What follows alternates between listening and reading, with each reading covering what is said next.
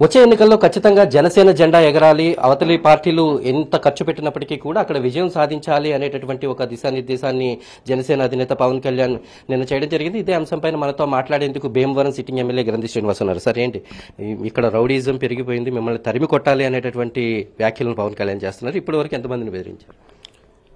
అంటే పవన్ కళ్యాణ్ గారు మాటల గురించి పెద్ద పట్టించుకోవాల్సిన అవసరం లేదండి. ఎందుకంటే ఆయనకి మెంటల్ స్టెబిలిటీ అనేది సరిగ్గా లేదని అనుకుంటున్నాను.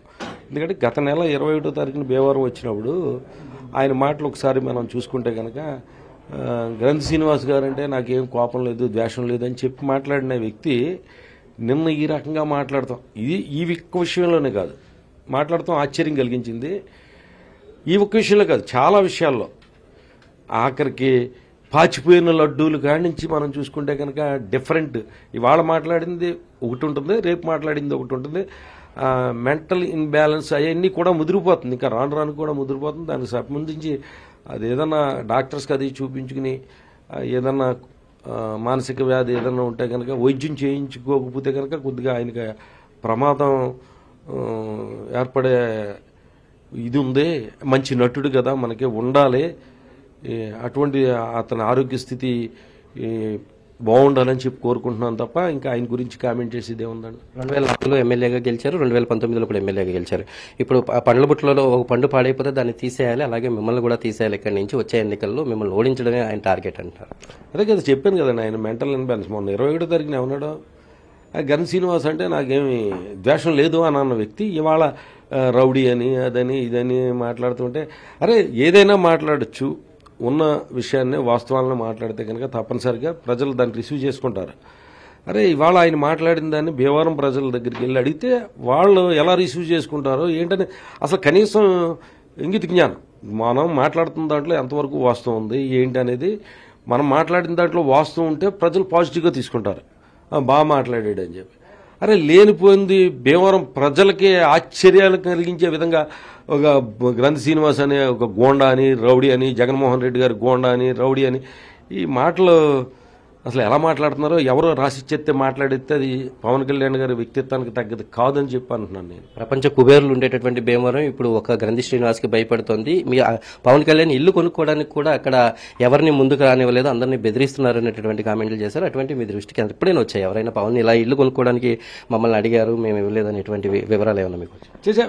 అసలు జోక్ అంటే సినిమాలో కామెడీ సీన్ కింద ఉంది, బ్రహ్మానందం గారు సీన్ కింద.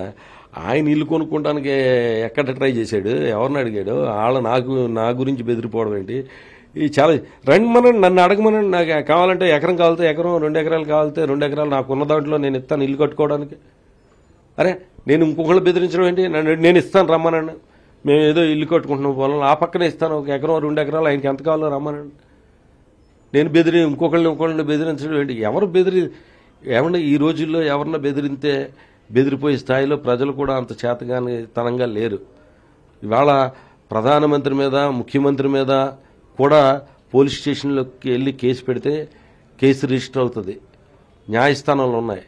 రౌడీని గూండాలని అన్న వ్యక్తి నాకు ఈ 60 సంవత్సరాల వయసు, ఈ 60 సంవత్సరాల్లో నా మీద ఎక్కడన్నా ఒక్క క్రిమినల్ కేసు నమోదైందేమో, ఎందుకంటే కోర్టులో స్టే తెచ్చుకోవచ్చు లేదా కోర్టులో కేసు కొట్టేయచ్చు, అది కాదు.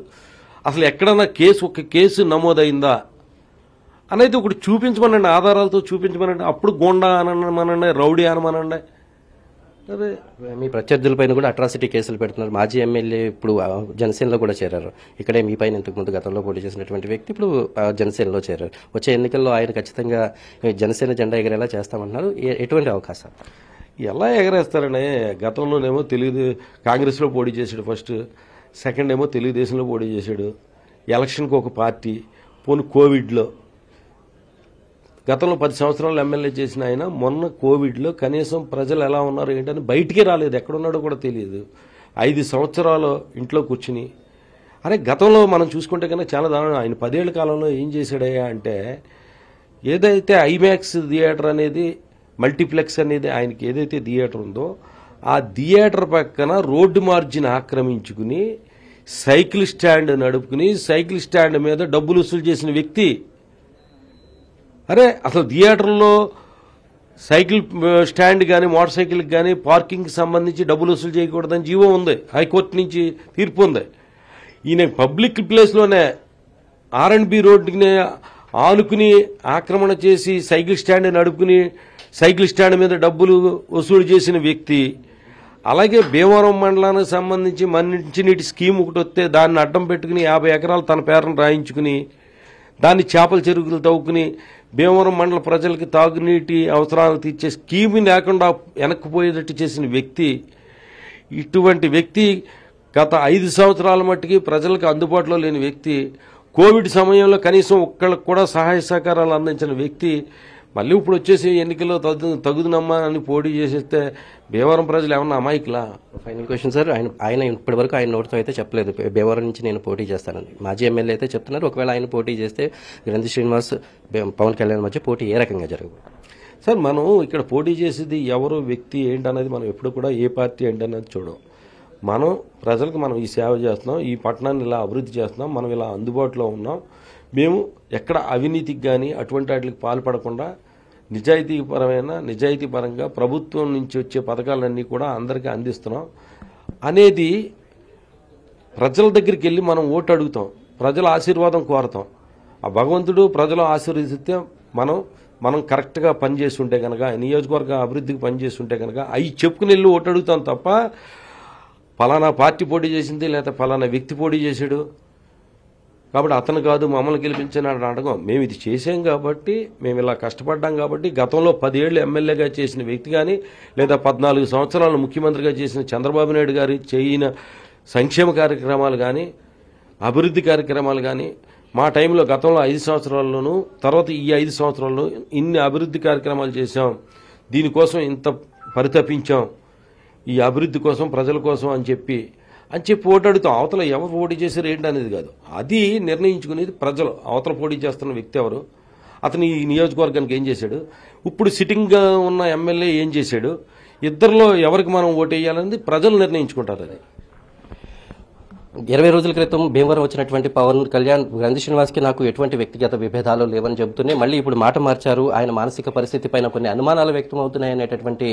అభిప్రాయాన్ని సిట్టింగ్ ఎమ్మెల్యే గ్రంథి శ్రీనివాస్ వ్యక్తం చేస్తున్నారు. వచ్చే ఎన్నికల్లో ప్రత్యర్థి ఎవరనేది చూడకుండా తమ ప్రభుత్వం ఎటువంటి పథకాలు అమలు చేసింది, ఎంత మంచి చేశామనే విషయంతో బరిలో దిగిపోతున్నట్టుగా ఆయన స్పష్టం చేస్తున్నారు. వీడియో జర్నలిస్ట్ కరి శ్రీనివాస్, మల్లికార్జున్, భీమవరం నుంచి.